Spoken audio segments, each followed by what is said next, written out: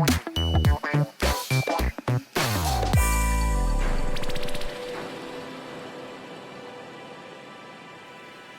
I'm Tracy Rigdon, and this is the Contrast Project. I'm here with Shelton Hull. Hello.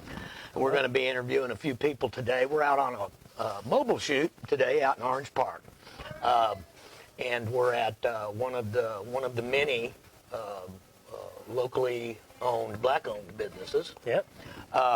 Tell us a little bit. You're working on a project about black-owned businesses right now too, right? Yes, I am, and the timing is perfect because this is National Black-Owned Business Month here in August. The project I'm working on, it's called The Uplift.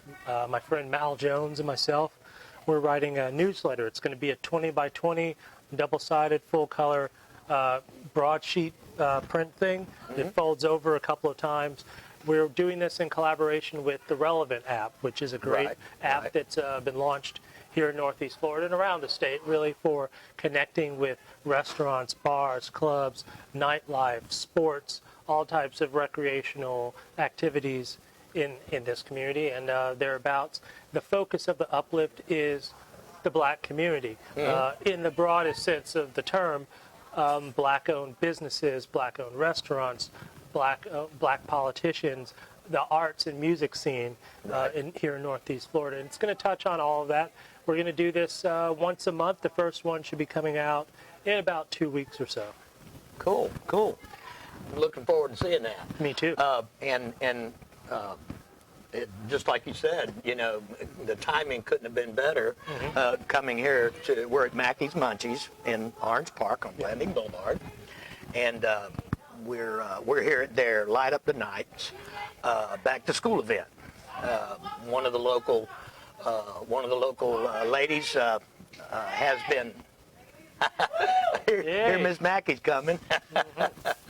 But we've been talking to one of the local ladies that helped put this together, and the back to school event. Yes. And we'll be talking with her in a few minutes too. Bring her on, and we'll not only that, but she has some other community-based things that she's involved in. So she gives back to the community quite a bit. Oh yeah. And so that's where we're going to go with the next segment. And you know, with the whole back to school thing, that's always a cool thing that happens. You know, this time of year, schools is getting ready to come back into motion. You have events like this going on all over the community. This year in particular, all the back to school preparations as far as just the general concept of supplies, it's a really big deal because there's a lot of controversy associated with reopening the schools right now.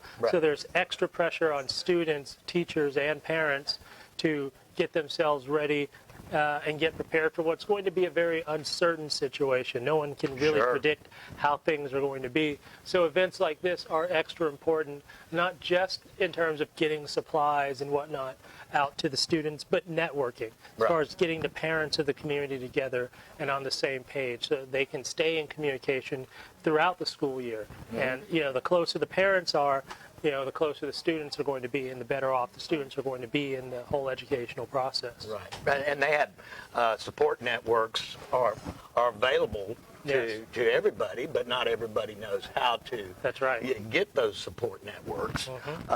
Things that are, you know, like they were talking about outside there, preparing their kids early on in school to start doing algebra before they get to high school, that kind of thing. And the work, you know, has to be done at home first. Yeah, and it's more than just giving out supplies, just giving out backpacks and stuff.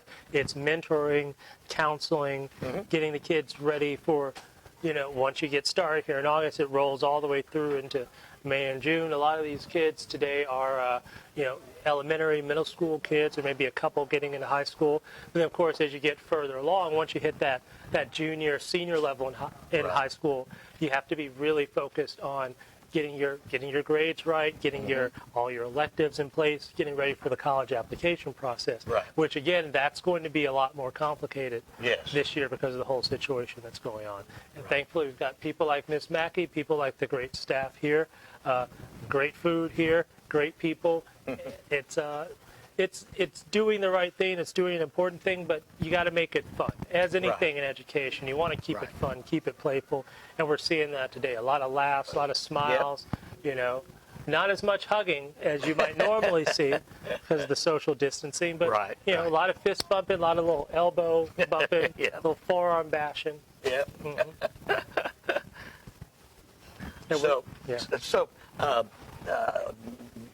we were talking about the support networks and mentoring and that kind of thing, and just like you said, it's very important to start that early on. Yeah. And they had a pretty good emphasis on that outside here when they were talking to the crowd that was here. Yeah.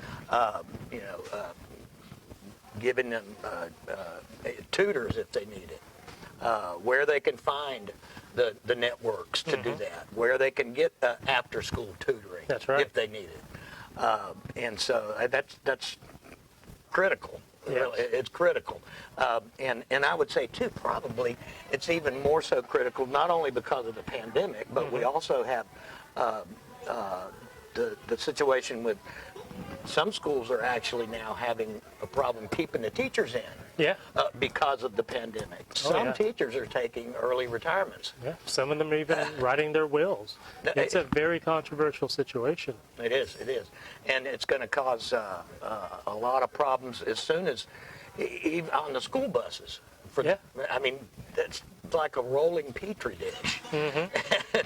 And the moment one person tests positive on that bus, they'll have to send all the kids on that bus home for home quarantine, including the driver.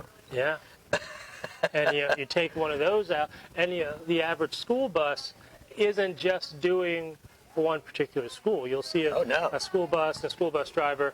They may be serving, like, because elementary, middle school, high school, it's staggered, so they're coming in at different times. So you'll have a school bus driver. He may, high school kids are going in first, so they'll pick up all the high school kids, drop them off, and then they're right back out there to pick up the middle school, the elementary school kids. So one kid testing positive on a school bus could potentially, mess things up for 100 kids. At multiple schools. Yeah, multiple schools, that's right. And also once they get to the school, they're in a class. Yeah. They won't necessarily be in the same class as everybody that was on the bus with them. Yeah.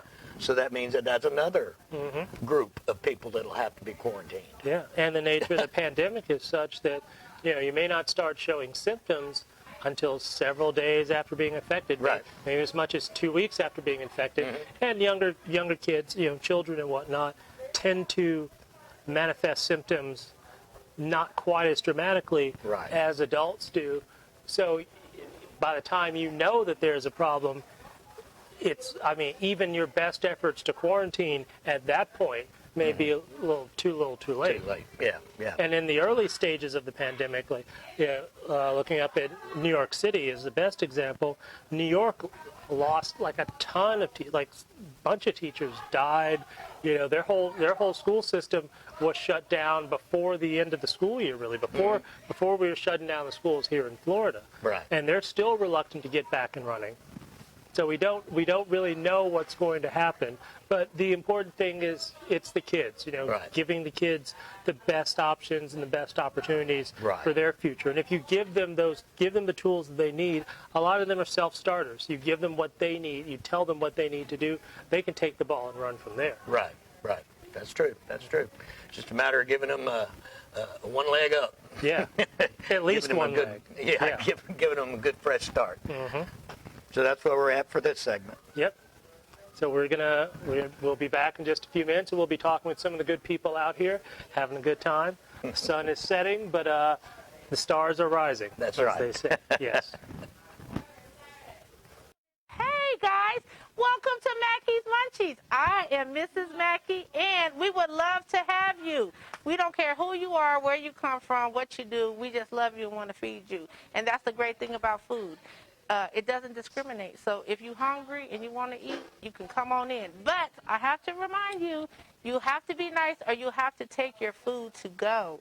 But you can still come in and eat at Mackey's Munchies. We got po' boy, jambalaya, gumbo, Po' boys, jambalaya, beignets. We used to do hugs, but with COVID-19, we ain't giving no hugs right now, but we got plenty of other good things for you. So come on in and see what the Mackeys are cooking. 868 Blanding Boulevard, Orange Park, Florida, 32065. Hi, we're back for the second segment here, and I've got joining me the very lovely Miss Tanisha Crisp. Thank you. One of the local small business owner. Yes. And we're here live at Mackey's Munchies in Orange Park. And Tanisha, tell us a little bit about Eventful Journeys, your company, and how, what the involvement is with this, this Light Up the Nights Back to School event. So Eventful Journeys, what we do is we fight against racial discrimination. We fight against sexual harassment and sexual assault. So, how we got involved with Back to School is because, we want to help the community, and we really want to help the Black community. Right. So there are a lot of families currently struggling right now because of the pandemic, and a lot of, we're more aware now, like who's struggling because of Black Lives Matter is happening. People are just being very vocal all over social media, and, I see it. So yeah. I just, this is how I grew up. I grew up going to back to school drives because I grew up poor. I grew up with a single mom, and that's how I got my school supplies every year. So we had to do this. We had to do it for our community. That's great. That's great. And do you know about how many bags that you had, backpacks that you had today? We had over 200. Wow. So we stopped counting at 200. We had over 200 bags. We had teacher packages, hygiene packages. We had, we gave away laundry stuff. We gave away food in all those book bags. So we gave away a lot of stuff in those bags. That's fantastic. And you partnered up with this event with Mackey's Munchies here. Yes. The food is awesome, by the way. It really is. It's real good. And had a great turnout, and there's still people out there now. And you'll be going till about, 9 o'clock? About right? 9, yeah. if we can get everybody to leave. Yeah. Yeah, it's like a little, I don't know, the kids are enjoying it, the families are enjoying it, everybody's been home, but we're keeping everyone safe with the mask, social distancing, but this was a great turnout, Yeah. A lot of love here tonight.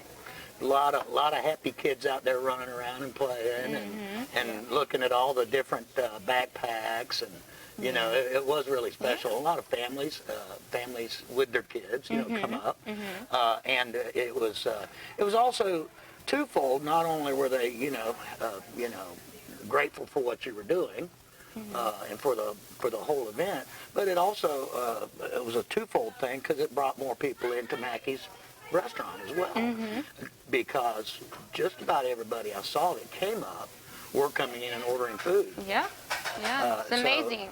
We're supporting a Black-owned business, as we should, Yes. She's been here in our community for a very long time. This is not the first community event that she has done. She's always giving back to the community, so it's amazing that we can support her too, just the same. It really was fantastic. Shelton and I were talking earlier in the introduction about a project that he's working with to support Black-owned businesses, whether it be a cleaning business or a restaurant, or even Black politicians as well. And that's going to be available soon, right? Yeah. So this was actually the timing that brought us all together at the same time. It really was great timing because Shelton was able to talk with Miss Mackey as well. Okay. And we're going to do a segment with her a little bit later on. Tell us about some of the other community type events that you may be involved in coming up. So we have a major project in the works. So I don't want to say too much about it because I think when we release it to the community, it's just going to be amazing. It's going to be shocking. But I will say we are bringing Black celebrations to our community. Okay. To where we can celebrate the Black community. This will be something that is done every year. So that's all I can give you right now about that. But as far as eventful journeys, I'm always creating masks and shirts that says powerful messages that may be in people's heads and they just don't want to say it. You know, I have a mask that says hands off, sexual harassment, sexual assault. You know, a lot of women feel that way, you know, when someone looks at them, you know, and they feel uncomfortable. But you see that mask and you know what she means, hands off. I have a Black Lives Matter mask that says, you know, it tells you about the Black Lives Matter and the Black community history, you know, and we don't even have to say anything anymore. You can just read my mask and you can just know what I'm thinking, how I'm feeling. Or you can see my shirt. You can just know what I'm feeling or what I'm thinking. So that's what I do. I put powerful messages that people are, you know, they may not be scared to talk about, but, you know, we before 2020, we really wasn't saying these things, you know. We were not there yet. So now we can do that, and it's allowing us to be creative and speak our minds and talk more about what's going on in the Black community. Black Lives Matter made a resurgence after May 25th, George Floyd's death. And Shelton and I spoke about that in our first episode, that there was just such a resurgence, like you know, it really sparked them, and they wanted to see some change. And so, and it's been, you know, all over, and it made its way from downtown Jacksonville and you know, all around that area, Duval County, but it made its way out to Clay County. Started seeing a lot of with the Black Lives Matter Clay County group. And then there's the other one, Black Lives Matter Alliance group. And I know that you post in both of them, and people can, you know, stay in touch with each other that way. You can know when there's going to be, you know, maybe a demonstration or a community event like this. Yeah, a lot of those groups, they're good because, you know, it's bringing us together. You know, I've met a lot of people in those groups to where they feel like family now. You know, there are people in there. They post their protests. What I do in the groups, I post my community events, and I talk about different topics about that we need to discuss, or what do we need to do to move forward and change? What action do we need to take now? So one of those big things, like I said, is hands off. I talk a lot about fighting against sexual harassment and sexual assault because that's a big problem, just as racial discrimination. And there's a lot of minority women that are being sexually harassed and sexually assaulted. And a good amount of those women they're dying as well. They're being murdered. So we need to bring awareness of that. And, you know, Black Lives Matter has allowed us to do that. So. That's very good. That's very good. Well, we hope to see a whole lot more of you in the community. And whenever you do have any of your events, let us know. We'd be glad to come out and talk to you some more. Okay. Thank you, Tracy. Thank you. That one. Okay, 22 years of marriage last week. So we're celebrating it this week too. So I love you. He is a phenomenal chef. He makes all my dreams come true. So baby, I do love you. My crew rocks. Okay, let me tell y'all, I have the best crew ever. Shout out to my sous chef, Tiffany. If her dude is watching this, she's the queen of Mackey's Munchies. So if you're watching this, you'll know what this is about. And I just have a really talented staff. My kids, Brendan and Braden, Mommy loves you. I appreciate you. And thank you guys for all that you do here at Mackey's Munchies. All right, don't forget to come and see me, 868 Blvd Boulevard.